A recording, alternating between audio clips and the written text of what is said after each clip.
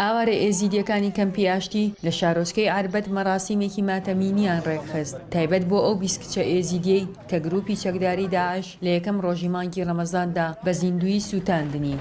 بهزارقي جوجنش ما قرتن وبهزارش ما برن هلاش خورت كان ابوك اش خور اغتصابت كانوا تبان بس شدن بيوان هنا فالقي وزاروا كيتشك تشاوتين هتا كنجي بوهابي هتا كنجي ودا زارو كان ما تخشي من بالغ تشتكي نزار الفان كافرة تعالوا ما هردول نقاب زارو كان مكرين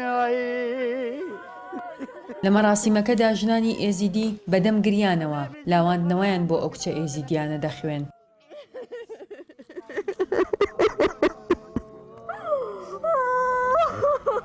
ئەو دایکە ئێزیدیانەی کە تا ئێستا چارەنووسی کچەکانیان لە ژێردەستی چەکدارانی داعشدا بەنادیاری ماوەتەوە لەگەڵ بیستنی هەواڵی سووتانی ئەو کچە ئێزیدیانە جارێکی تر برینەکانیان کولایەوە. رب العالمين وي بصوتنا هكا الصوت عندي نبس عملتني خذ تشتكي يا اخو نزان ما تشتكيش بابي اخو نزانم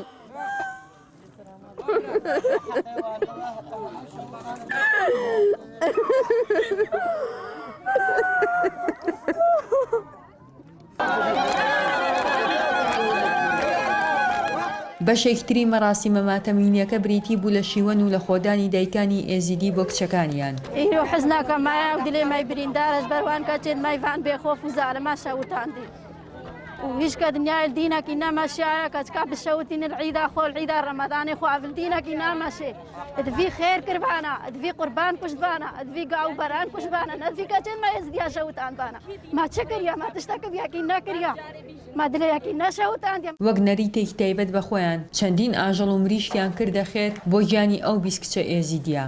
سەر خاترا خۆدێ حشقی ناوێ خۆدێ و تاوسیمەرەك ئەمە خواردنە چێتگن بۆ خێراوان نۆم جەماعەتا کەمپا ئاشتی ئێزدی هەموو تبەرع بوون vê xwarinê em çêtkin û ji ber xêra navê Xwedê wan xuşk û dagên me kuştîn wan kafir. نزیکەی 2 ساڵ دەبێت کە هەزاران کچ کەوتونەتە دەست داعش و هێشتا چارەنووسیان بە نادیاری ماوەتەوە.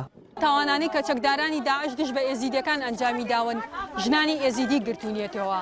لە ئێستاشدا بۆ سووتانی 20 ژنی ئێزیدی لەلایەن چەکدارانی داعشەوە زۆرترین خەم و لاوانەوە لەلایەن ژنانی ئاوارەی ئێزیدیەوە بەدی دەکرێت. ژیار محەممەد دەنگی ئەمریکا کەمپی ئاوارەکانی ئاشتی شارۆچکەی عاربەت.